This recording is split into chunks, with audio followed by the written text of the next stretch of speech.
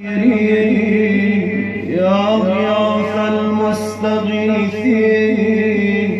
يا صريخ المستصرخين يا جار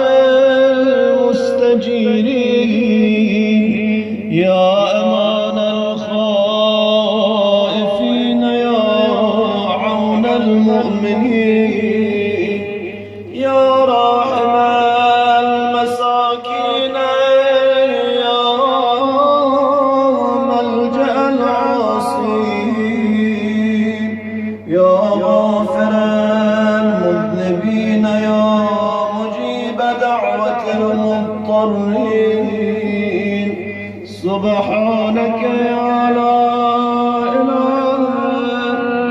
ما شاء الله صدات غلام کن ان شاء الله خداوند بهترین تقدیر رو برامون امشب رقم بزنه حق ائمه اطهار علیهم السلام.